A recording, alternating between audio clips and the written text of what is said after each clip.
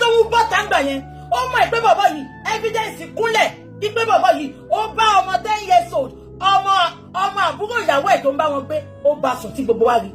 Adé tó ń bọ́ta ó ń jà fún bàbá yẹn ó ní kò ṣe bẹ́ẹ̀ òun àti Morayo Brown. Adé tó yẹn ló wá bọ́ta lẹ́yìn ló ń sọ̀rọ̀ bàbá Ìjẹ̀ṣà. Adé tó mo challenge ẹ mo gbé ẹ sórí challenge. Adé tó bọ́ta kó wá sọ fún wa pé wà àti bàbá Ìjẹ̀ṣà ẹ̀ dóra yín rí. Bàbá Ìjẹ̀ṣà àtàdé tó wọ́n dóra wọn. Ṣé rí ogun tó ń jà bàbá Ìjẹ̀ṣà ogun shop and clean mouth ni.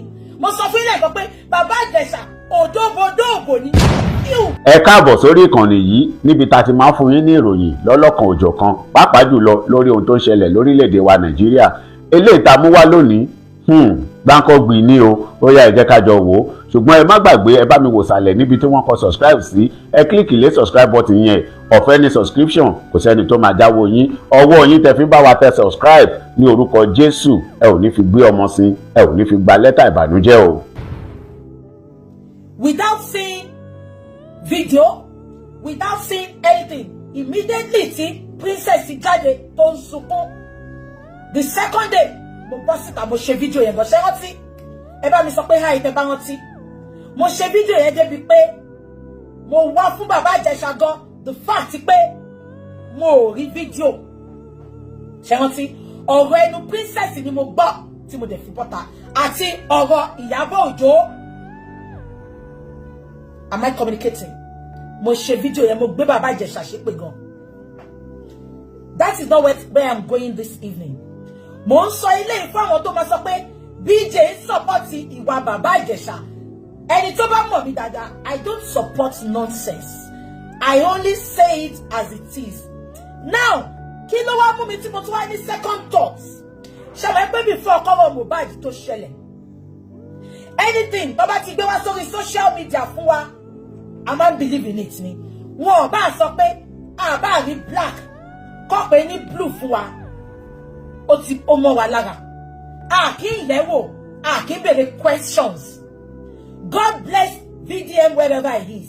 God bless the womb that bettered VDM. Until that VDM dé tó wá change orientation wa regarding social media. But whenever they come out to tell you anything, ask for evidence. Many people have been a victim of prison. They have been a victim of women and men just because people come out to lie on people. Are we on the same page? Now, gbogbo wa support àwọn Ìyábọ̀ Òjó náà.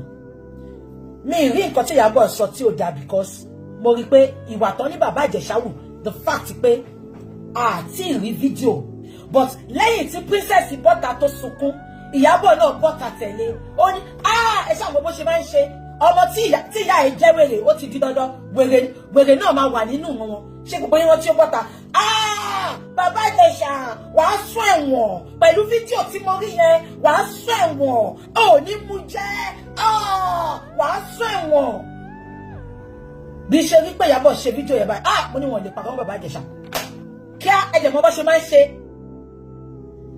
Ìyábọ̀ ti rán àwọn olórí burúkú followers ẹ̀ wọ́n ti send message sí Instablog ti sáré gbé bàbá Ìjẹ̀ṣà bọ́n ṣe sáré send message sí nígbà tí Mohbad kú tán ní Mohbad died of ear infection ọ̀ntìgbà tí VDM bọ́ta pé ear infection báwo olórí burúkú àṣàná fún wa lọ update mẹ́jọ níjọ́ tí Mohbad kú ẹ̀jẹ̀ wọ́n wá tún change ẹ̀ ṣé ẹ̀ ń gbádùn mi ṣá.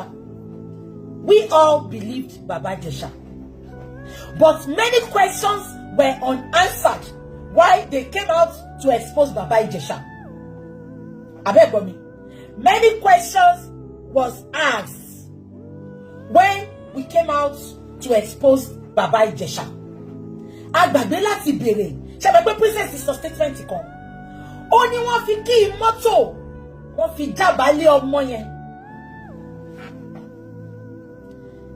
Now, I am not here to support Baba Ìjẹ̀ṣà. Check Bobby. Ìgbà tó bọ́ta tó wá manipulate public gbogbo wa go. Ẹ lọ padà wo fídíò mi. Mo dẹ̀ tí mo máa analyze fídíò yẹn lọ́sàn-án ìfún yín kẹ́ gbọ́ fídíò yẹn. Mi ní play. Ìgbà tí mo jáde ní few years ago 2023 ìgbà tán ní wàhálà yẹn ṣẹlẹ̀. Nǹkan méjì ni mo sọ. princess sọ pé wọn àti bàbá Ìjẹ̀ṣà àwọn ń jẹṣẹ́ ara wọn ṣe rántí ó láwọn ń dó ara wọn underground. mo ní nǹkan méjì lọ́rọ̀ yìí pín sí. mo ní ìsídà kó jẹ́ pé bàbá Ìjẹ̀ṣà ń jẹṣẹ́ ọmọ yẹn to start with ọmọ yẹn ò kì í ṣe minor nǹkan tó wá sọ fún wa lórí social media ni ọmọ yẹn ò kì í ṣe minor. I can tell you for free ọmọ yẹn ò kì í ṣe minor because ẹ bá gbọ́ àwọn tó lọ sí kóòtù sọ wọ́n ní up to today kóòtù tí Ìyábọ̀ sọ pé ó dájọ́ yẹn kóòtù ò béèrè birth certificate ọmọ yẹn. We all know how Nigeria judiciary works. Ọmọ yẹn ò kì í ṣe minor according to story tá gbọ́ ṣe ń gbọ́ mi wọ́n ní ọmọ yẹn àwọn méjì kan ti ń jẹṣẹ́ nínú ọgbà yẹn tẹ́lẹ̀ ṣe ń gbọ́ mi. Èmi ò wá support bàbá Ìjẹ̀ṣà lọ́sàn-án yìí mo kàn ń gbé yín lọ síbì kan ni.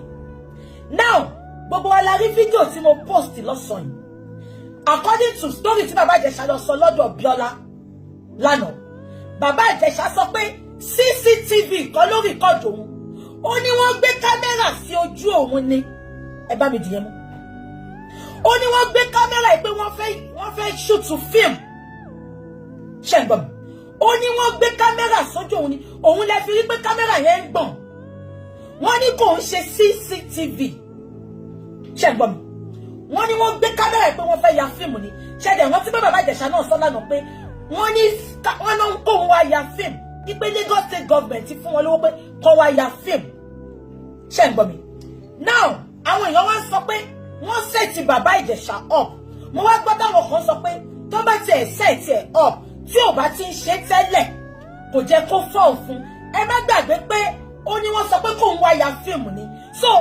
script tó bá kọ fún ló máa ṣe ẹ má gbàgbé now nínú fídíò tí mo post lọ́sàn-án ẹ lọ bá mi wò ó dáadáa gbọ́ voice èmi fẹ́ yẹ kí princess kó jẹ́ ká gbọ́ voice tó ń sọ yẹn kó jẹ́ ká gbọ́ nǹkan tó ń sọ ṣé wọ́n sọ fún bàbá Ìjẹ̀ṣà bó ṣe máa ṣe pẹ̀lú ọmọ yẹn ni tí gbogbo yín bá lọ wo fíìmù yẹn dáadáa tẹ́ bá lọ wo fídíò yẹn dáadáa ẹ rí pé at a time ìgbà tí bàbá Ìjẹ̀ṣà mú ọmọ yẹn dání ọmọ yẹn rẹ́rìn-ín princess yìí wà ń bẹ̀ ń gbà yẹn ó ń ṣàlàyé ọ̀rọ̀ fún bàbá Ìjẹ̀ṣà ẹ rí pé princess ń nọwọ́ bàbá Ìjẹ̀ṣà náà ń nọwọ́ ẹ gbọ́ mi ṣá ẹ má ṣì mí gbọ́ o bàbá Ìjẹ̀ṣà yìí máa gba nọ́mbà ẹ̀ níbi tí mo jókòó sí yìí o ṣé ń gbọ́ mi ṣá now bàbá Ìjẹ̀ṣà ń nọwọ́ princess ń nọwọ́ but unfortunately wọn ò jẹ́ ká gbọ́ voice yẹn mo béèrè lọ́wọ́ àwọn tó lọ sí court pẹ̀lú bàbá Ìjẹ̀ṣà wọ́n ní wọn ò lè play voice yẹn náà ní court wípé wọ́n sọ pé voice yẹn kò clear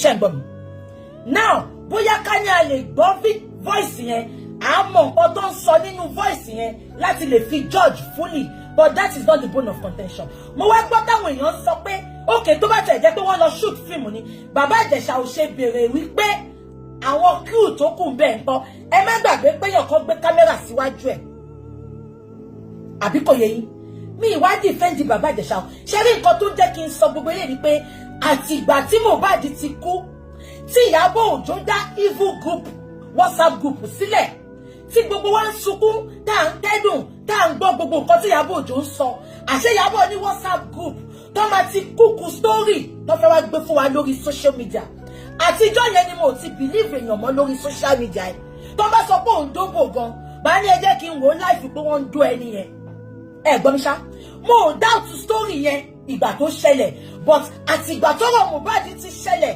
tí Mohbad kú tí Ìyábọ̀ dẹ̀ lọ form WhatsApp group tó dẹ̀ wá ń gbérọ́ fún wa tó dẹ̀ ń pọ́ta tó ń jà bíi pé òun ń gbèjà Mohbad òun fẹ́ rí ẹ tó pa Mohbad àṣejà ara ẹ̀ ló ń gbé àṣejà pé Naira Marley ó ṣe forceful entry fọ́mọ ẹ̀ ó fún ọmọkùnrin ẹ̀ ní gbóhùn àṣejà yẹn ló ń jà gbogbo wa believe in her we supported her we support to fight with her but unfortunately God bless VDM tí ò bá ṣe VDM tó gbé WhatsApp group síta àdìmọ̀ ìpè Ìyábọ̀ manipulate gbogbo social media ni. ẹ gbọ́ mi ṣá ẹ bá mi tún dìyẹn mú nǹkan tó mú mi tí mo fi padà wá sọ pé ẹ jẹ́ ká fojú ṣùnùkù ká fi wo ọ̀rọ̀ yìí now ìyẹn kọ́ ni mo wá fẹ́ sọ lọ́sàn-án yìí ṣé ń gbọ́ mi mo kàn gbé yín lọ síbẹ̀ yẹn ni Talk to be wá ṣe show. Ṣé ń gbọ́ mi? Talk to be wá ṣe show. Ó gbé Bàbá Ìjẹ̀ṣà wá. Bàbá Ìjẹ̀ṣà, mo gbé pé sọ pé show yín yẹn ẹ fẹ́ lọ fi ṣe fíìmù ni. Bàbá Ìjẹ̀ṣà, ṣé rí fíìmù yẹn? Èmi ò ń tọ̀yàn. Your film is going to be dead on arrival. Mi ní parọ́ fún yín Bàbá Ìjẹ̀ṣà. Bàbá Ìjẹ̀ṣà, tí fíìmù yẹn bá tà kẹ́ pa mí. Wọ́n ń pè yín lólè ẹ̀ ń gbé ọmọ ẹran jó Bàbá Ìjẹ̀ṣà. O ò tí ì clear ara ẹ̀ Bàbá Ìjẹ̀ṣà. Why are you going to people's platform? Why can't you go on your platform and tell the world what happened on that day? Bíọ́lá gbé yín wá sórí social media kẹ́ wá sọ tẹnu yín.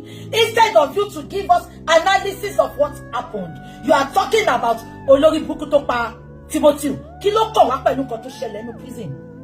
You had a 10 minutes, 15 minutes opportunity to tell the world what happened on that beautiful day. Bàbá Ìjẹ̀ṣà, ẹ lọ gbàgbé fíìmù tẹ́ fẹ́ ṣe yẹn. Go on your platform, use your platform to tell the world what happened on that day. Bàbá Ìjẹ̀ṣà, you are not smart. Kẹ́kọ̀ọ́ dóbò ni, torí mọ́mọ́ ọ sọ fún mi pé òdòbò dóòbò ni. Mi mọ̀ ń pa tọmọdé o, mi mọ̀ ń pa kẹ́kẹ́dọ́ ọmọdé o, but ọ sọ pé ẹ̀yin gan like obìnrin. Bàbá Ìjẹ̀ṣà, tẹ́ bá rí ẹ tó advice yín, ṣé ní gbogbo fíìmù olórí burúkú tẹ́ sọ pé ẹ fẹ́ ṣe yẹn, ẹ lè rí ní ọ̀wọ́ mo ní tàn yín, ẹ bẹ pé mi ò ń tọ̀yàn, mi ìdẹ́ngàn fight.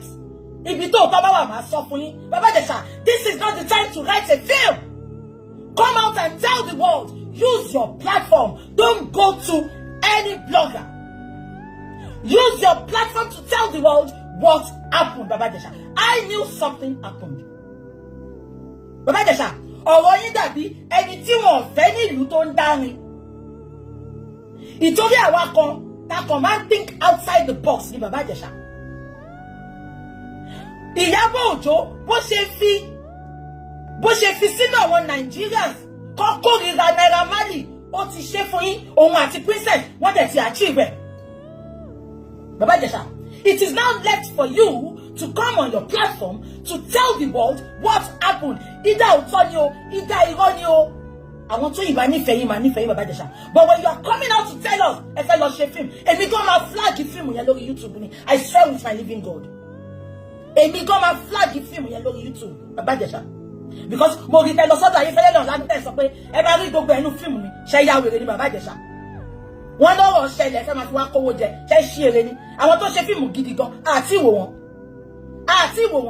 Wọ́n wá ní ẹ ṣe nǹkan. Ẹ bọ́ta kẹ́má. Mo mọ̀ pé lánàá tẹ lọ sọ̀rọ̀ lọ́dọ̀ Bíọ́lá. Ẹ fún wa lórúkọ àwọn èèyàn kan. Ẹ bọ́ta. Wọn ò ní kẹ́ condemn judiciary Nigeria. Wọ́n wá sọ fún wa nǹkan tó ṣẹlẹ̀ nínú court. Ẹ wá sọ fún wa. Now let me burst your bubble. Sherry, I will continue to tell you people. Shengomi, Iyabo Ojo is evil. Either you take it or not, Iyabo Ojo is evil. Ẹ bá mi bet láyé yìí. Ẹ bá mi bet. Ọlọ́run máa ń fún aṣebi ní ìkà kó tẹ́ra ìlọ́run. Ṣùgbọ́n tí ọjọ́ ìdájọ́ Ọlọ́run bá máa dé, ẹ̀yin gbọ́ abake. I swear with my living God. Ẹ wo game tó gbá fún Bàbá Ìjẹ̀ṣà. Ṣé ẹ pé game tó gbá fún Naira Marley náà nìyẹn? Wọ́n bẹ̀rẹ̀ sí ní ju fídíò kékèké síta. Kò ní yẹ ẹ ní kúre block mo ti block ẹ nìyẹn. Ṣé ń gbọ́ mi ṣá? Ẹ rí pé game tó gbá fún Bàbá Ìjẹ̀ṣà ló gbá fún Naira Marley. Ẹ rí pé gba Naira Marley. Ìyábọ̀ fẹ́ gbé ikú Mohbad kúrò lórí ìyàwó Mohbad. Ó bẹ̀rẹ̀ sí ní sọ fún wa pé Naira Marley ló pa Mohbad. Ṣé rántí? Ọmọ ẹ̀ wá lọ mú cut and join video. Ó wá jù síta. Ó wá yin jẹ. Wọ́n yin jẹ. Ṣé lọ pé nǹkan tó ṣe pé Bàbá Ìjẹ̀ṣà náà nìyẹn? Ó lọ cut video. Ṣé rántí? Ìgbà tó bá wọ́n sọ pé Mohbad kú. Ó wá lọ gbé ọwọ́ egbò kékeré. Wọ́n bẹ̀rẹ̀ sí ní ṣọ́ wa. Wọ́n ní nǹkan tó pa Mohbad nìyẹn. Tí ò bá ń ṣe àwa ta nílà káyè báyìí, Ìyábọ̀ ti bayé jẹ́. Fúlàní X-Men ni Ìyábọ̀. Ẹ gbọ́ mi ṣá. Ṣé rí pé géèmù tó ń gbá lọ́wọ́ yìí, géèmù tó ń gbá fún Naira Marley àti Mohbad ni.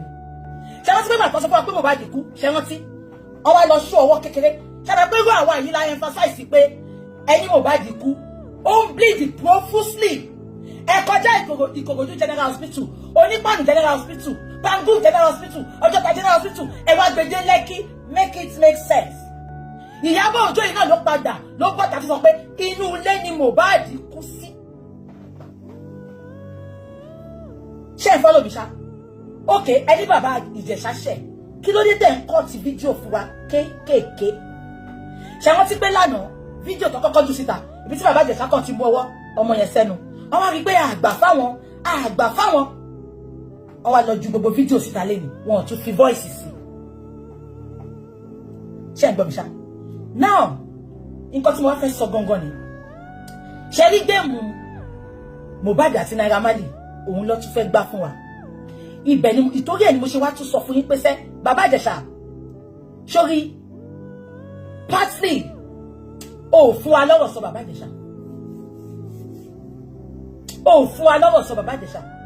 Mo sọ kíní kan lánàá bàbá Ìjẹ̀ṣà. Mo ní tó bá jẹ́ pé lóòótọ́ ló ṣe nǹkan tán ló ṣe yẹn.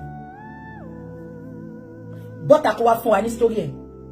Mo tiẹ̀ kọ́kọ́ sọ pé jẹ́ kí n fún ẹ ní live video. You don't have to put your face on my platform, but jẹ́ ká máa béèrè question káwọn èèyàn pè wọlé kán béèrè question. Ṣàbẹ̀ pé yẹn it is going to be an unfiltered video. Kò sí pé mo record àbí pé máa yọ kúrò bàbá Ìjẹ̀ṣà. And you don't have to come to my platform. You can go to any platform you trust. Tó mọ̀ pé wọn ò ní gúlì pé kó mú fídíò yẹn wálẹ̀. Bàbá Ìjẹ̀ṣà, I challenged you yesterday. Sorry, sábà fún ẹ ní live video, you don't need to put your face. Àwọn psychologists tó wà láàrin wa, wọ́n sọ fún wa bí o ṣe àbí o ṣe. Bàbá Ìjẹ̀ṣà, ó wá ló fẹ́ lọ ṣe fídíò. Ṣé kí n ṣọ́ọ̀kì yín? Ṣé ẹ pé 10 minutes video yẹn nìkan ni mo wò lánàá? Ìròjú ṣe mí láti lọ wo gbogbo ìtókù lórí YouTube mi ní time. Bàbá Ìjẹ̀ṣà, ẹ̀yin tẹ́ yìí ṣe comedy tí ó dùn. Ẹ wá ní ká lọ wo fíìmù, ìpè gbogbo ẹ̀ lẹ́ máa ṣe sínú fíìmù. Ṣé ìyá wèrè bàbá Ìjẹ̀ṣà? Ṣé wọn ti ṣe abẹ́rẹ́ gun yín ṣá? Ẹni tó ń fẹ́ lù mà níyìn tẹ́ fẹ́ máa dárin. Wọ́n ti pò kọ ìbànújẹ́ fún gbogbo ọmọ Nàìjíríà nípa yín. Kàkàkẹ́ bọ́ta tẹ́ fún ara. Bàbá Ìjẹ̀ṣà, ṣé ẹ mọ̀ pé ọ̀ǹtì bàtí Naira Marley bọ́ta sọ̀rọ̀ làwọn kan náà tó wò pé Ìyábọ̀ ò ní ṣoríire. Ìyábọ̀ tí ẹ máa ta yín. Mi ìfẹ́ advert. I don't want to have anything to do with anybody on social media. I just want to come and be free mind. Ṣé mo wá ìtí mo ṣe máa ń sọ bẹ́ẹ̀? Ìtorí nǹkan tó ṣẹlẹ̀ sí Bíọ́lá Adébáyọ̀ ni. 2 things ló ṣẹlẹ̀. Mo gbọ́ pọ́n ní Bíọ́lá ti mú fídíò yẹn wálẹ̀. Á mú wálẹ̀. Màá sọ nǹkan méjì tó ṣẹlẹ̀ fún yín. Ṣé gbogbo yín rántí pé bàbá Ìjẹ̀ṣà sọ statement kan? Òun kọ́ ló lọ bá Bíọ́lá. Bíọ́lá ló ní kó wá ṣe interview lọ́dọ̀ òun. Ṣé ń gbọ́ mi ṣá? Bíọ́lá dẹ̀ ṣe interview yẹn. Ẹ̀yin olórí burúkú táyé yín máa bàjẹ́ tẹ́ ẹ̀ ní rájẹ́ jẹun láyé yín. Ẹ wá ń blame Bíọ́lá pé ó ṣe máa ṣe interview fún ẹni tó ti bàbá Ìjẹ̀ṣà tó jẹ́ pé rapist ni, ipe pedophile ni. Àbí? Gbogbo yín ti gbàgbé pé ṣé wọ́n ẹ̀gbẹ̀gbẹ́ ẹ̀sìn ọkọ tó yá ìmàkù. Ìgbà tó lọ sẹ́wọ̀n tó dé, ó wá ṣe podcast. Àwọn èèyàn gbọ́ tiẹ̀. Ṣínà Rambo, ògbójú ọdẹ nínú igbó orúmọlẹ̀ tó jalè, tó mi gbogbo Nàìjíríà, tó dà wọ́n láàmú kìtìkìtì. Ìgbà tó lọ sí prison tó dé, Mohabudu, ó fún ní audience. Mohabudu gangan ló ṣe interview fún the great Mohabudu, one of the most intelligent journalists in Nigeria. Mohabudu ló ṣe interview fún wọn right here off. Àní ṣé gbogbo yín rántí pé ẹnìkan lọ ṣe interview lọ́dọ̀ Yínká Ayéfẹ́lẹ́ ṣé rántí tó sọ pé òun ti pa èèyàn, òun máa ń jẹ èèyàn. Yínká Ayéfẹ́lẹ́ sọ́njọ́ yẹn pé bàbá ṣe mọ̀ túmọ̀ nǹkan tẹ̀ ń sọ ìṣá. Ṣé lóòótọ́ lẹ̀ ń sọ? Ó ní ọlọ́pàá má lè mú yín. Bàbá yẹn sọ pé ọlọ́pàá ò lè mú mi because mo ti serve prison sentence mi. Mo kàn fẹ́ yẹ kí ọ̀rọ̀ mi kí gbogbo ayé gbọ́ ni. Are we on the same page?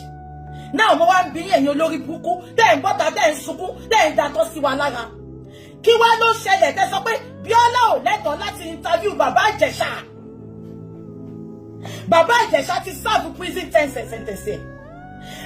Mú bàbá Ìjẹ̀ṣà báyìí kó ṣe nǹkan tó ṣe. Yẹ́sẹ̀ la gbọ́ nǹkan tí Ìyábọ̀ àti Princess àti olórí burúkú dé tó wá àbùkù sọ̀rọ̀ olóṣì lòun ò kí ń parọ́. Ó ní wòlíì lòun. Adétòun, ìwọ tó sọ fún wa pé Mohbad abẹ́tí gbàgbé Adétòun ni.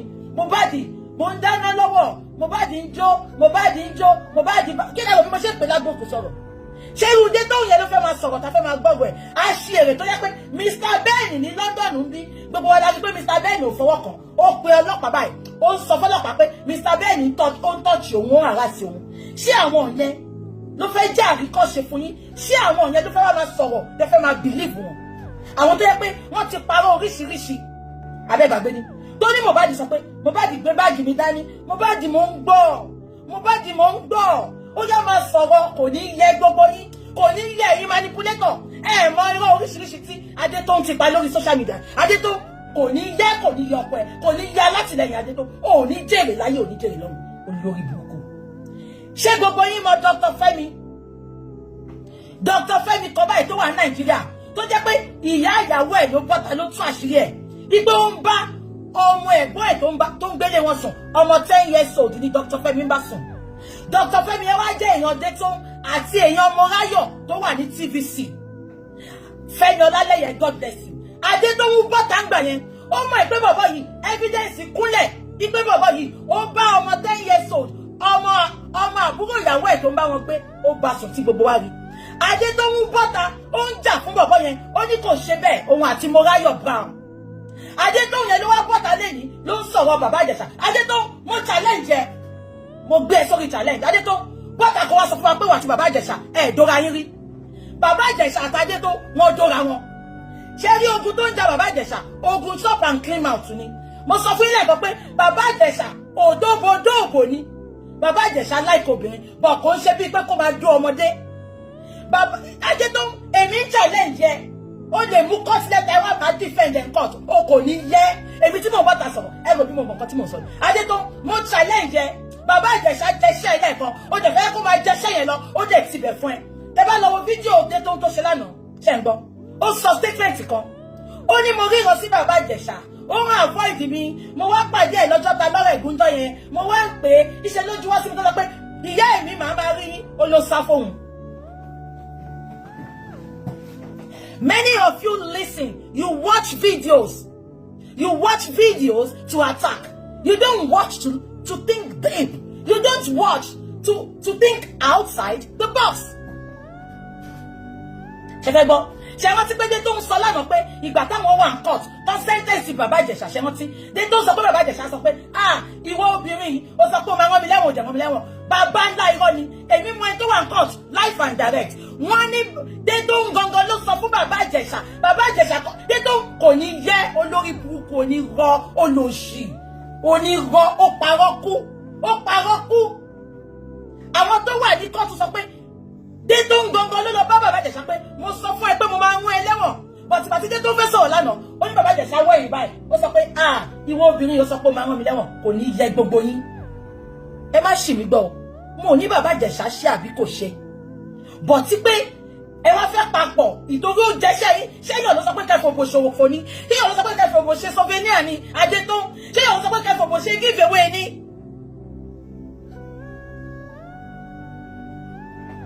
ṣé ń gbọ́ mi ṣá ẹ tún mú yẹn dání. Now Bíọ́lá Adébáyọ̀ wá ṣe show Bíọ́lá has the right to give everybody a fair hearing.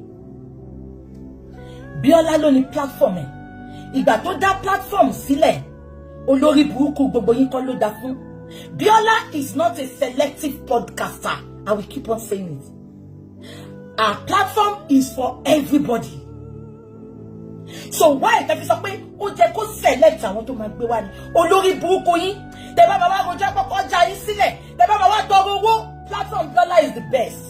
Ṣùgbọ́n gbà tó wá gbé àṣírí favourite yín bọ̀ ẹ wá castigate ẹ sọ pé ó ṣe máa interview ẹ sọ pé tó bá tẹ̀ máa interview bàbá Ìjẹ̀ṣà ó jẹ́ kó kọ́ọ̀tì ti Ìyábọ̀ Òjó mo wá ń bí yín sìn ta ni olórí burúkú Ìyábọ̀ Òjó ó ṣò yín pé Abíọ́lá ò wọ́n yà láyà yín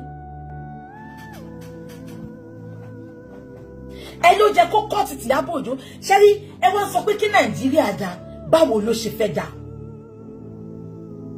náà mo béèrè lọ́wọ́ yín ni èèyàn ṣe interview ẹ dẹ̀ lọ́wọ́ interview tí Bíọ́lá ṣe yẹn tó bá jẹ́ pé mo ṣe interview yẹn fún bàbá Ìjẹ̀ṣà gbogbo àṣírí yẹn máa tú lánàá yẹn Bíọ́lá àwọn questions kan tó jẹ́ kó béèrè lọ́wọ́ bàbá Ìjẹ̀ṣà direct question kó béèrè ìgbà tó tún yá gan tó ń dírí Bàbá Ìjẹ̀ṣà said and I quote, ó ní Bíọ́lá ó máa ń gún mi lọ́bẹ nìyí, ó máa kò yé yín.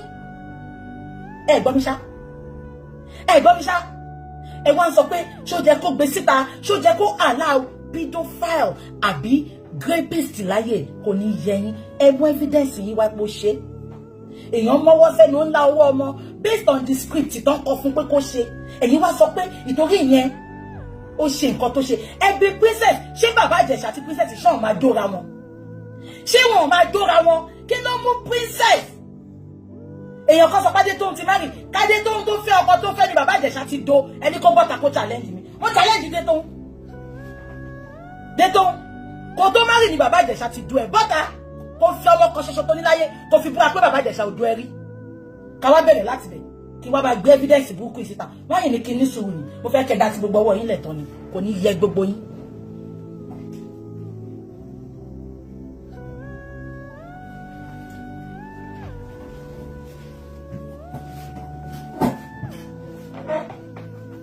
People know I don't lie.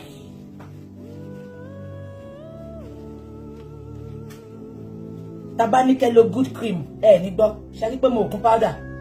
Ṣé rí? Mo kún powder. Ṣé rí? People know I don't lie. That's why people believe in me. Àtànátọ́rọ̀ yẹn ti ṣẹlẹ̀, tẹ́ bá rí inbox. People are sending me a message pé BJ, please, we need you to talk about this. I see no reason why many of you are castigating Biola. Biola was only doing her job. Kini mo fẹ́ fàyọ? About few months ago, Biola gbé Ìyábọ̀ wá sórí platform Talk to Be. Kẹ́rí pé àwọn people, they are wicked, they are evil from the pit of hell. Biola gbé Ìyábọ̀ wá sórí podcast. Wọ́n wá sọ̀rọ̀ débi ọ̀rọ̀ Lizzy Anjorin. Ṣé ń gbọ́ mi ṣá? Ìyábọ̀ ó bú Lizzy. Today say pé Lizzy gan ṣe show ọjọ́ yẹn pé why tí Biola ṣe máa gbà kí Ìyábọ̀ sọ̀rọ̀ débi ọ̀rọ̀ òun. Ipò wọn ò ní kó má ṣe podcast. Ipò but wọn ò bá ti má sọ̀rọ̀ òun. Ṣé ń gbọ́ mi ṣá? Ìgbà tó ṣe podcast yẹn tán, àwọn èèyàn share fídíò yẹn, wọ́n celebrate Biola, wọ́n believe pé Biola is their own. Wọ́n wá pé Biola is for everybody. Ẹ gbọ́ mi ṣá. Ìgbà tó gbé Ìyábọ̀ wá, tí Ìyábọ̀ wá.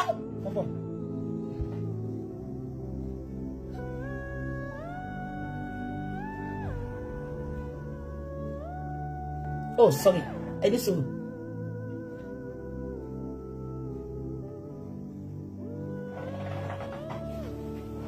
Ṣé gbogbo yín gbọ́ mi? About a few months ago, Biola gbé Ìyábọ̀ wá. Ìyábọ̀ sọ̀rọ̀ débi ọ̀rọ̀ wọn àti Lizzy. Ẹ ṣe sọ fún Biola gbà yẹn pé kò bá ti má béèrè nípa ọ̀rọ̀ Lizzy kó má tún fàjà. Ẹ má sọ fún. Wọ́n sọ̀rọ̀ Lizzy ìjọ yẹn, wọ́n rubbish Lizzy lórí podcast yẹn. Ìgbà tó ṣe podcast yẹn tán, gbogbo wọn gbé wọ́n lẹ́yìn àwọn ni Biola èèyàn gidi ni. When it is for their own, the person is doing a good job. But tí o bá ti ṣe nǹkan tó favor wọn, wọ́n á sọ yín lórúkọ táyé ò sọ yín. Biola is only doing her job. Ẹ bá mi dìyẹn mú. Biola move nearer. Biola wá gbé fídíò yẹn sí lánàá. Gbogbo yín sọ pé Biola ti lọ yọ. Biola máa yọ. Láàárín èmi àti yín, tẹ́ bá mọ gbogbo threat tán fún Biola.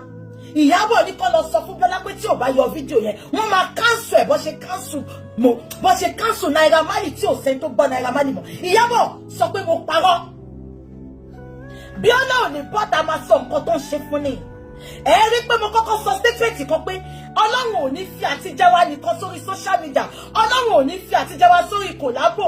Ọlọ́run ò ní fi àtijọ́ wa sórí advertisement. Mo máa ń sọ kíní kan fún yín pé I can see myself in VDM.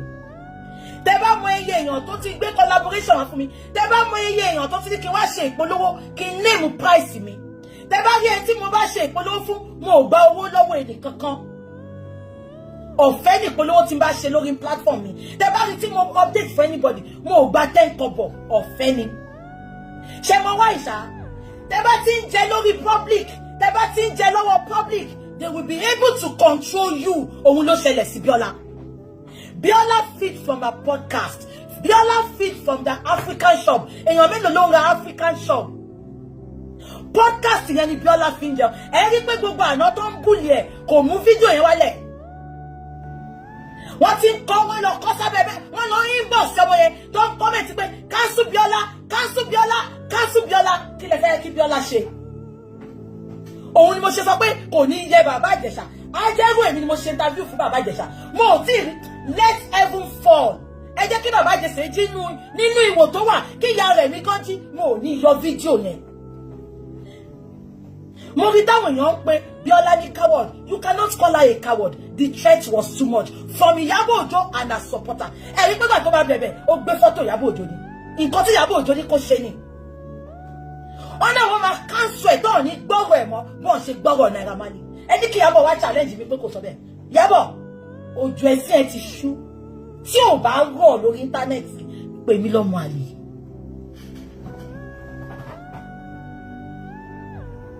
Ẹ gbọ́ mi ṣá. Ẹ rí pé mo kọ́kọ́ sọ statement kan lẹ́ẹ̀kan. Mo ní gbogbo wọn ti di cultists.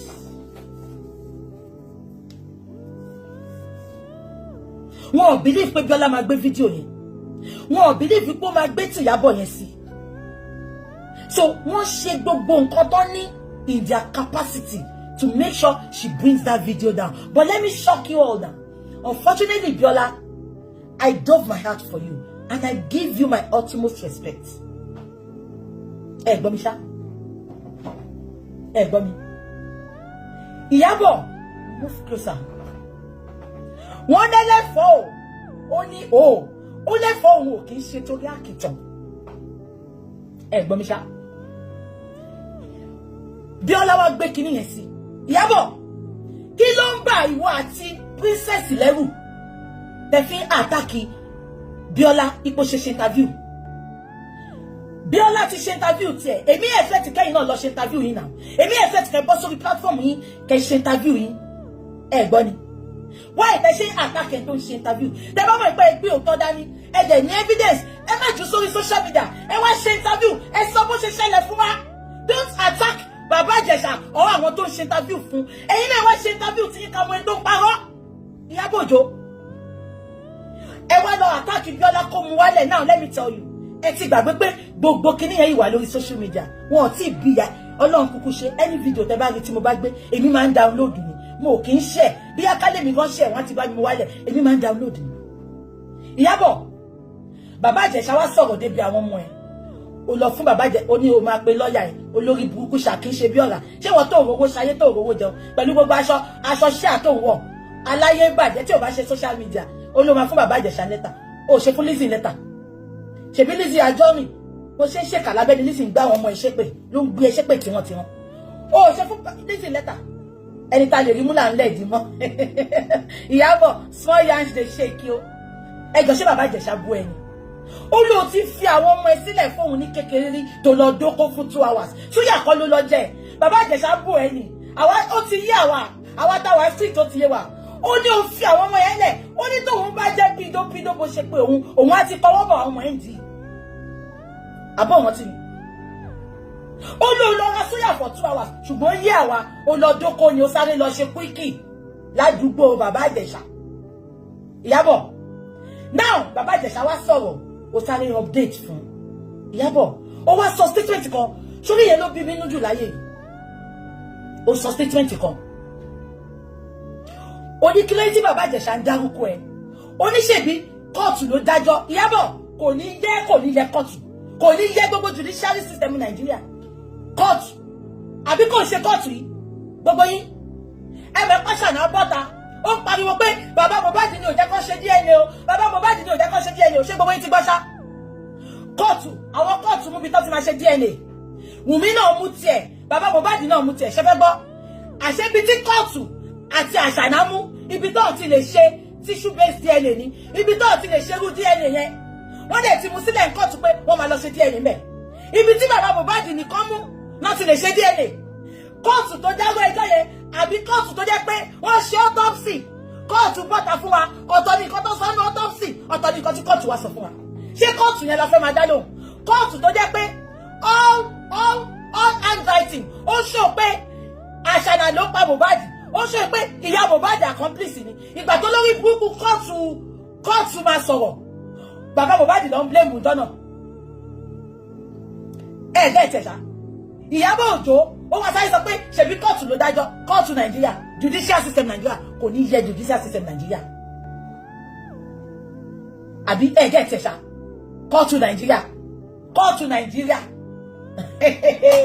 Ìyábọ̀ o daft you are senseless olórí burúkú ìwọ wá ń sọ pé mo kì í fi àwọn ọmọ mi tẹ̀lé kankan àbólóṣì ni ẹ àbólórí burúkú ni ẹ ibi báyìí la jókòó sí tó sọ fún wa pé ọmọ ẹ dá lọ sọ́dọ̀ ọ̀dọ̀ Naira Marley ipò ṣe forceful entries fún mo dẹ̀ béèrè lọ́wọ́ ẹ mo ní ṣé ọ̀dọ̀ Naira Marley ṣó jẹ́ Shoprite ṣé ọ̀dọ̀ Naira Marley jẹ́ Tesco torí o sọ pé o kì í dá fún àwọn ọmọ ẹ lẹ̀ ṣe bó sọ fún wa pé àwọn ọmọ ẹ máa ń lọ sọ́dọ̀ Naira Marley èyí ọkùnrin náà ṣe bó rántí kó sọ pé wọ́n kì í gbogbo ọlọ́fun ṣé o dá fi wọ́n sílẹ̀ àná ló ṣì ní ẹsẹ̀ o máa ń sọ̀rọ̀ o máa ń kó jẹ mo tún wá gbọ́ tó lórí burúkú gbogbo yìí tẹ́ ẹ̀ sọ pé it's our girl child ànígbà it's our girl child olórí burúkú yìí púpọ̀ nu yín lọ́kọ yín ń dún ọmọ yín o tẹ́lẹ̀ mọ̀ tẹ́ ẹ̀ ṣe nǹkan kan sí o ìtẹ́ máa wò pé ibo ni mo ti fẹ́ bẹ̀rẹ̀ kọ́lọ́pàá má mọ̀ kọ́ mi fẹ́ kọ́ ti ọkọ mi mọ́lé olórí burúkú yìí náà wá bọ́ta it's a girl child it's a girl Ìyábọ̀ ìwọ náà sọ girl child Ìyábọ̀ ìwọ náà sọ girl child àná olórí burúkú ni ó ti gbàgbé ní Ìyábọ̀ ọmọ Canada yẹn tó wá tó sọ pé inú ilé tí ìyá ẹ ń gbé tí àwọn ọmọ ẹ ń gbé ibẹ̀ ní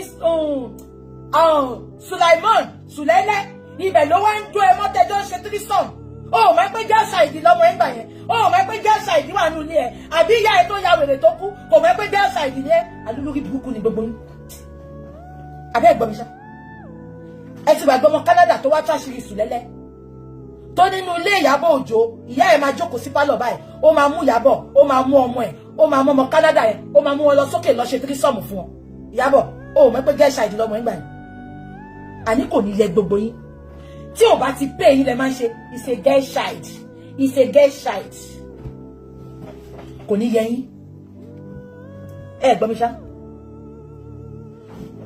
ó wá bully kíni your child what is happening oh àṣemọ ẹ má bínú kò wọnú dáadáa ẹ gbọ́ mi ṣá now ó wá bully Bíọ́lá ẹ má bú Bíọ́lá o ẹ jọ̀ọ́ ẹ má bú she's not a coward èpè yẹn pọ̀ bully yẹn pọ̀ kò sí nǹkan tó ń fi threaten ẹ wọ́n lọ máa lọ gbé ọkọ ẹ wá tẹdẹ mẹpọ wọn àtọkọ ẹ ti dà wọ́n lọ máa lọ gbé ọkọ ẹ wá àtàwọn fámìlì ọkọ ẹ wọ́n máa ṣe show fún wọn kán wá sọ nǹkan tó ṣẹlẹ̀ nǹkan tó ṣe fọ́mọ yẹn wọ́n bẹ̀ mí pé kí n má gbé jáde ni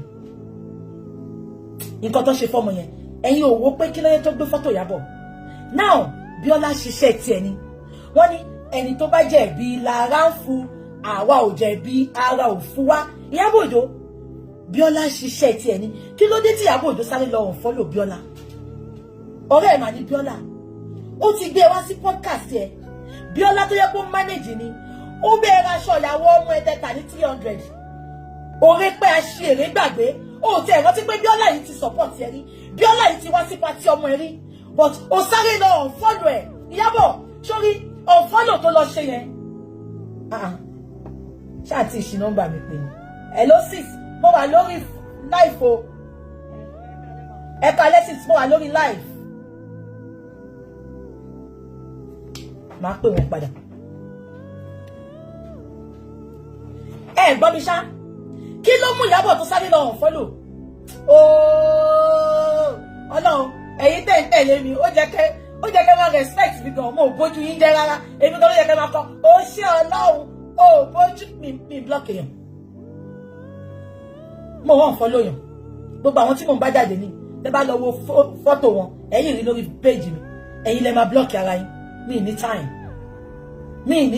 mi ìbá ti yàn jẹ́ wọn lè bá tèmi jẹ́ Ìyábọ̀ kí ni Bíọ́lá yìí ṣe tó lọ unfollow ṣé ara ń ta ẹ pé bàbá Ìjẹ̀ṣà wá ṣọ́ọ̀ṣì rí ẹ̀ síta ni because Bíọ́lá ò bú ẹ ó sáré lọ unfollow why did you go and unfollow Bíọ́lá why ẹ fẹ́ yẹ kí bàbá Ìjẹ̀ṣà sọ tiẹ̀ ọmọ máa kó ọmọ máa yè bàbá Ìjẹ̀ṣà tiẹ̀ jẹ̀bi kò jẹ̀bi ẹ jẹ́ kó sọ tiẹ̀ náà let the world hear him Ìyábọ̀ sáré lọ unfollow, very very childish behaviour. Ó tún wá unfollow ẹ̀ tí gbọ́ ni, ẹ̀ tí gbọ́. Ó wá unfollow. Ṣé níbi tí Ìyábọ̀ ti gọ̀ nìyẹn? Ṣé ní kálẹ̀ mi ni? A ní làákàyè ju àwa lọ. Ṣé ní gbogbo ọpọlọ Ìyábọ̀ bó ṣe máa dún ọkọ lọ́kọ, bó ṣe máa cross fork, bó ṣe máa lọ gba owó tó máa rán àwọn ọmọ olórí burúkú, àwọn ọmọ tútù kẹ ọjẹ́ ìtúkè tó máa rán wọn sórí íńtánẹ́ẹ̀tì kan fọgbọ́n lọ máa gbàjọ tó máa sọ wọ́n dá lájọ Ṣómólú. Gbogbo nǹkan tó wà lọ́pọlọ ẹ̀ ní I swear with my living God. Ìyábọ̀, sorry, you don't have to force your love on the throats of people. Sorry, nǹkan tó bá ṣe lánàá yẹn, bí gbogbo wọn ṣe ń attack Bíọ́lá yẹn, kálẹ̀ mi ni ẹ, ó jẹ́ kó update ni pé please, can you all cease fire on Bíọ́lá? Bíọ́lá is only doing her job. She remains my friend. I swear to God, Bíọ́lá, Ìyábọ̀, ó máa win a lot of people's hearts lánàá ni.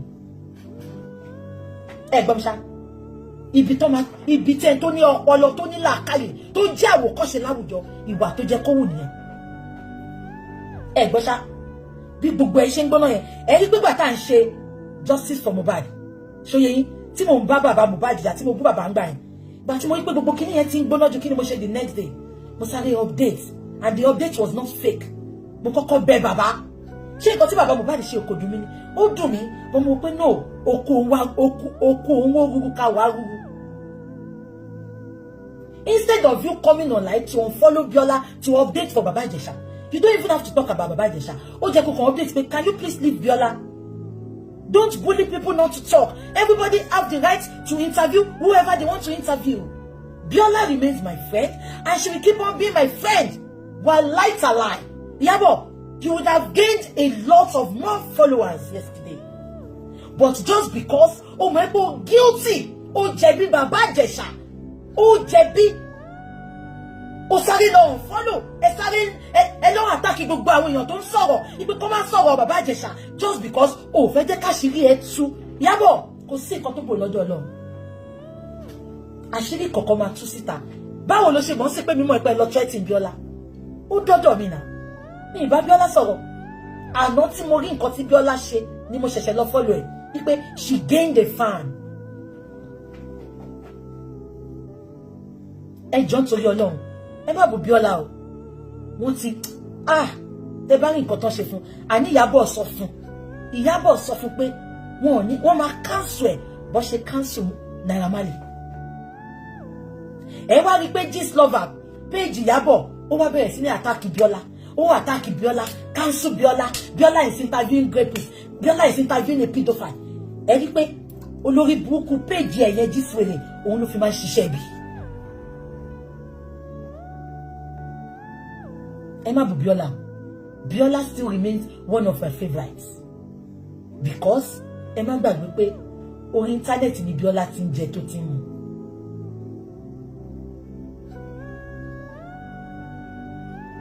Now, ẹ wá bá mi dìé mú.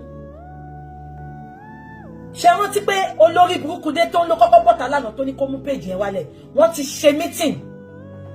Wọ́n ti jọ sọ, Ìyábọ̀ àti dé tó wọ́n kì í sọ̀rọ̀. Ọ̀rọ̀ Baba Ijesha ló fàjà wọn. Ẹni kọ́ bọ́ta kan wá sọ nǹkan tó fàjà wọn. Bọ̀dé tó ń ẹ̀rí pé ṣe interview kan gbà kan tó lóun miss Ìyábọ̀ bíi tí òun. Ẹni kọ́ bọ́ta kan wá sọ nǹkan tó fàjà.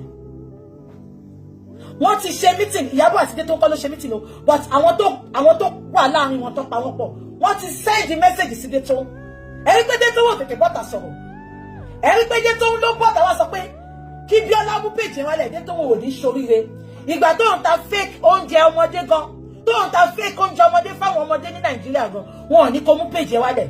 Ìgbà tó parọ́ pé ó bá Mohbad sọ̀rọ̀, abókù sọ̀rọ̀, Mohbad bá ẹgbẹ́ báàgì dání, ó máa mú péjì wálẹ̀. Ìgbà tó support Mr. Fẹ́mi Ọlálẹ́yẹ, tó jẹ́ pé ìlú ìpadà wọ́n wá dìtẹ́yìn sínú prison, tó sọ pé ẹ̀gbọ́n ẹni kò ṣe rapist, wọn ò máa mú péjì wálẹ̀ dé tóun, ó máa mú péjì wálẹ̀. Ìgbà tó parọ́ mọ́ Mr. Ben tí gbogbo àrí pé rọ́ ló pa, ó máa mú péjì wálẹ̀. Who are you to tell Bíọ́lá pé kó mú fídíò yẹn wálẹ̀? Dé tó ò ní kú olóṣì, ẹlẹ́nu papọ̀ bí ọ̀sán àmúkù, olórí burúkú, ó parọ́ kú, olóṣì lóhun wòlíì tó ń bọ́kù sọ̀rọ̀, olórí burúkú. Very nonsense anyhow girls. That's why I can't stand them. They lie a lot. They lie with their confidence. Olóṣì, mo ń gbọ́, mo ti sọ fún mọ́mí ẹ̀, mo ti bẹ́ẹ̀ jíṣẹ́ fún mọ́mí ẹ̀. Olórí burúkú abókù sọ̀rọ̀. Àwọn wo ló ń rètí wọn náà? àwọn wo ló ń rate wọn? They lie with passion. They lie with effrontery. They lie with their full blood and chest. Wọ́n ti sọ̀rọ̀ yẹn láàrin wọn. Condition, ó pẹ̀lú condition tí Ìyábọ̀ fún Bíọ́lá. Ẹ rí pé Bíọ́lá ò tètè gbé fídíò yẹn wálẹ̀. Ọ̀ǹtì ìgbà tí dé tó ń bọ̀ tá wá sọ̀rọ̀, kò ní yẹ gbogbo yín. Bíọ́lá, Ọlọ́run ò ní fà àti kíní ẹ̀sìn tó le. Gbogbo yẹn kí wọ́n dà ní pé BJ, she's a fearless woman. I say it as it is. Mo ò ní ìdánwò social media. Tí ilé oge tó gejẹ, I am contented. Mi ò yóò ṣùgbọ́n bí o pa mi.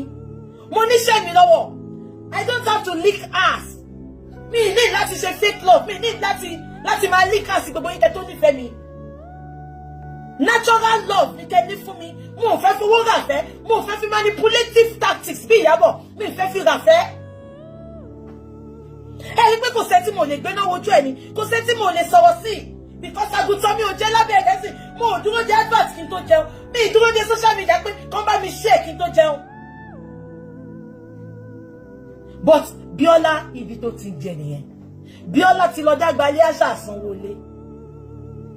Ìyábọ̀ ní kẹgbẹ́ ṣépè. Wọ́n threaten ọmọ yẹn. Wọ́n fi kú le gan. Ṣé kí wá ṣọ́ọ̀kì yín ṣá? Wọ́n wá gbẹ̀bẹ̀ o. Ṣé mọ nǹkan tó ń dùn wọ́n báyìí sìn? Wọ́n nítorí pé Bíọ́lá ò bá àti ẹ̀ mú wálẹ̀. Gbogbo ayé ti ní lọ́wọ́. Àwa ò dẹ̀ lè mú wálẹ̀.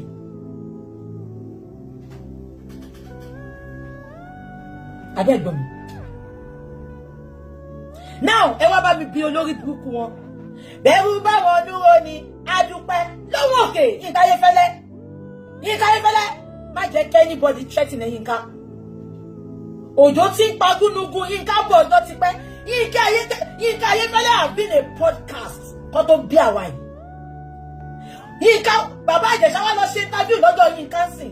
Màá wá wo bí ẹ máa sọ fún Yínká Ayéfẹ́lẹ́ kó gbé bọ́lẹ̀. Ẹ rí kúre. Ṣé lówó láti ra CD Yínká ni? Ṣé lówó láti gbọ́ orin Yínká ni? Ẹ̀yin tẹ́ ẹ̀ rí jẹ tẹ́ ẹ̀ rí ṣe. Ẹ̀yin ọdẹ 2K. Ẹ̀yin tí Ìyábọ̀ owó sanwó show fún. Àwọn bitter single mothers. Ṣebí single mother ni mi. But I will never be bitter towards anybody. I just say my truth. I say it as I see it. But many of Ìyábọ̀ Òjó's followers, they are beggars. They eat crumbs. Wọ́n jẹ̀jẹ̀ ìrírí. Tútù ọjẹ́ 2K ni wọ́n níṣẹ́. Tẹ́ bá rí ilé tó ń gbé, ilé pákó, ilé ilẹ̀ ló ń gbé. Àwọn ló ń lu jìbìtì, àwọn lálájọ Ṣómólú, àwọn àti Ìyábọ̀ ló wá ń gba 15 million lọ́wọ́ àwọn èèyàn. Àwọn olórí burúkú. A máa fumigate social media gbẹ̀yìn ni. Ẹni tó bá ní ká má sọ òun là ní jíbá. So, èmi á gbé fídíò yẹn lánàá. Mo tiẹ̀ like yín náà. Mọ́dún tẹ́ tí ń bú mi ni. Mọ́dún tẹ́ tí ń bú mi. Èmi á gbé fídíò yẹn lánàá. Á jẹ́ mi mo ṣe interview yẹn. Ẹ̀yin kò nílé ìwà náà. Tẹ́ bá pé wá ẹ̀ ní pé lọ náà. Dẹ̀ lè rí page mi mú wálẹ̀. Unfortunately, I'm not a coward. Ọmọ Ìlàjẹ ni mí, Ondo State, Ìlàjẹ Ẹsẹ̀ Odò to be precise. Ẹ lọ Google wa, alágídí bí olórí burúkú. Kọ́ máa pa mí lọ báyìí, mi ní kọ́rọ̀ mi jẹ, mi ní líkì ass, ẹ lọ bí àwọn tó mọ̀ mí. No, mo ń bí yín níṣẹ́. Ṣé Ayéfẹ́lẹ́ máa gbé fídíò yẹn jáde? Ẹ lọ àtàkì ẹ̀. Ẹ jọba mi bí Ayéfẹ́lẹ́ o. Bàbá, ẹ bá wa ju fídíò yẹn síta. Ẹ jẹ́ kó wọ̀ gbogbo ọjà. Ẹ bo kó lọ fà, kò ní yẹ gbogbo yín. So, ọkùnrin ò lẹ́tọ̀ọ́ láti ṣàlàyé ọ̀rọ̀. Obìnrin nìkan ló máa ń ṣe justice yín fún. Ẹ̀yin feminists olórí burúkú, ẹ̀yin women supporting nonsense, women supporting evil. So, VJ nígbà tó ń lọ gba àwọn èèyàn sílẹ̀ ní prison. Tí Burna Boy boyfriend mi tó fún lówó kó lọ gba èèyàn sílẹ̀. Abẹ́ ẹ̀gbọ́n mi. VJ ní àìmọye ọkùnrin tó wà nú ẹ̀wọ̀n fún ẹ̀ṣẹ̀ àìmọ̀dí. So, ẹ̀yin obìnrin nìkan lẹ deserve justice. Ọkùnrin ò deserve justice. Kò ní yẹ yín. Kò ní yẹ gbogbo yín. Yínká Ayéfẹ́lẹ́, mo ti share nítúnú interview wọn lánàá. Ṣé ń gbọ́ mi? Àní tí Yínká bá gbé interview yẹn síta, mo fẹ́ wo nǹkan tẹ́ máa ṣe.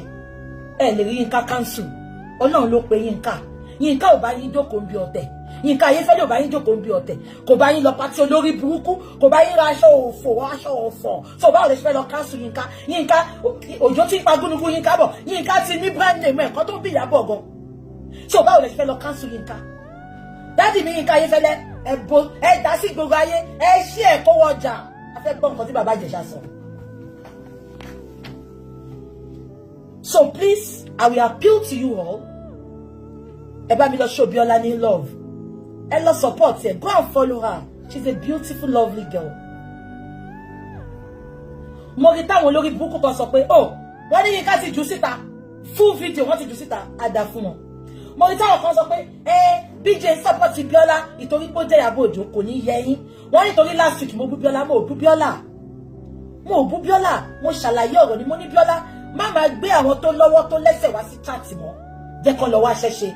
That is not a boo. Mo ní Biola, ẹ lọ wo phone video yẹn. Mo ní Biola, mo like ẹ because bora beautiful girl. Ẹ wo skin ẹ, caramel skin. Ìyẹn lásán gan, ó tó fọ́rífọ́rí fún Ìyábọ̀ olórí burúkú. Old mama Yongi, olórí burúkú ó ti bóra tán, ó ti bó gbogbo ọjọ́ alẹ́ mọ́ra, ó ti bọ́jọ́ ọjọ́ iwájú ẹ̀ mọ́ra, ó dàbí ṣáwà àgbódò. Beautiful girl, ẹ wo adúmáadán kò bóra. Ó máa jealous ọmọ yẹn. Àti tọ́tọ́ ọmọ yẹn ti bọ́ta pé òun ò lè máa ṣe fake life, pé òun ò lè máa ra ṣọpá tí up and down. Àti jọ́ Ìyábọ̀ tí ètì ọmọ yẹn. Ẹjọ́ gbogbo ẹ̀yin tẹ́ ń wò mí lọ́sàn-án yìí. I have 2,000 on Facebook, I have 1,006 on TikTok, I have 87 on Instagram, and I have 300 on YouTube. Mo bẹ̀ yín ni. If you love me, go and follow Biola and show her love, please. I gave her her flowers. Tí ó wojú ṣe tó ju fídíò yẹn síta. Ẹ mọ̀ nǹkan tó ní ìṣá, confidence. Kò jẹ́ gbì, kò ṣe nǹkan kan sí wọn lọ, kò dẹ̀ lè kú gbì. Ẹ jẹ́ ká kọ́kọ́ yìn ná. Wípé kò wo ẹni tó máa wà offended, ó kọ́kọ́ ju fídíò yẹn síta. Ó ti tẹ̀fẹ̀ nú ẹ̀ náà. Tí ó gbogbo ìhalẹ̀ tí Ìyábọ̀ ń halẹ̀ yẹn, down the drain, kò work. Ẹ mọ̀ pé it takes a woman with confidence. I'm not talking about Funke Akindele and Mercy Aigbe o. Ẹ pa àwọn yẹn ti láṣìṣe, wọ́n ti ṣe secret things sọ́wọ́ Ìyábọ̀. Ọ̀tọ̀ ṣe ń leak yas kiri nìyẹn. I'm not talking about those nuisance o. Irú àwọn yẹn, wọ́n máa edit video yẹn ni. Ẹ rí pé àwọn ló tún fẹ́ máa control kan tí Biola máa gbé sí orí platform ẹ̀. Wọ́n ní tó bá tiẹ̀ máa gbé sórí platform ẹ̀, ó jẹ́ kó yọ ti Ìyábọ̀ kúrò, kò ní yẹ yín. Biola, take your flowers. Rose flower ni mo fún ẹ. Biola, take your flowers. For trashing them, for putting it out. Kò ní dá fún ìyá yín. Kò tún kọ́ ti Ìyábọ̀ yẹn ó jù sí. Ẹ wá sunkún. Ẹ máa sunkún kú ni kò ní yẹ yín. Kò bá mú wálẹ̀ ń sìn. Ó ti wà lórí ìgboro ayé. Ó ti tẹ́fẹ̀ẹ́ nú ẹ̀. Kò ní yẹ yín. Ẹ wá ní ó gbé Ìyábọ̀ fọ́tò Ìyábọ̀. Kò ní yẹ yín. Ṣé bẹ́ẹ̀ lọ threatening ẹ̀ ni? Ẹ ń ṣe èrè. Ẹ̀yin olórí burúkú. Ẹ bọ́lẹ̀ bẹ́ẹ̀. Ẹ jẹ́ ká máa lọ. Kí la tún fẹ́ sọ? Ẹ bá mi pé àwọn lọ́balọ́ba. Ṣáàtì sọ yẹn tán. Ẹ sáré bá mi pé àwọn gbogbo ọba Nàìjíríà. Àwọn ọba Èkó ẹ bá mi pé. This is not to disrespect anybody. Ṣé ń gbọ́ mi? Ìyábọ̀ àti Tóyìn ò sọ̀rọ̀. Ìyá Ìsábọ̀dé ò parọ́. Tọ́ba wa lọ sọ̀rọ̀ ńsìn. A jẹ́ based on nǹkan tá a sọ yìí. I have always told you all that Ìyábọ̀ Òjó she's a user. Oh, Tóyìn love Ìyábọ̀ genuinely, but Ìyábọ̀ does not love anybody. Even Ìyábọ̀'s children, she doesn't love them. Eh, Gbọ́misá. Ìyábọ̀ is selfish, she's self-centered, she's devil. Eh, Gbọ́misá. Ẹ wo bí Tóyìn ṣe máa ń pọ́n girl yìí létò. Ẹ pé Tóyìn ò tiẹ̀ bá polówó ọjà ẹ̀, ọmọ lọ́mọ. Àní fúnra wọn lọ́mọ máa fúnra wọn lógún jẹ, ẹ jẹ́ ká fi yẹn sílẹ̀. Now, ẹ sáré bá mi pé àwọn lọ́balọ́ba. Mo rí pé Rọ́pò ìyàwó Wàsíù, ó ṣe ìwúyè ní Saturday, congratulations to her. Oyè Amọ́rí. But mo fẹ́ sọ̀rọ̀ nípa àwọn oyè tí àwọn lọ́balọ́ba yìí tó kàn ń rọ́bìṣì ní ilẹ̀ Yorùbá. Ẹ cut fídíò mi o, èmi ò rán ìyá yín. You go explain tire, I no send you now. Òótọ́ ò ní ká má sòun. Mo rí pé ìgbà táwa ń dàgbà táwa ní Nàìjíríà ṣe ń gbọ́. tó bá sọ pé wọ́n fẹ́ fún èèyàn lóyè àwọn tó dì sáàbò yẹn ló máa ń fún bí àwọn tó ṣe nǹkan sílùú yẹn wọ́n ti kó nǹkan sílùú yẹn wọ́n ti ṣe nǹkan sílùú yẹn gbọ́ mi ṣá ìgbà táwọn mọ àwọn tó ń fún lóyè láyé àtijọ́ àwọn tó ti ṣe nǹkan sílùú àwọn tó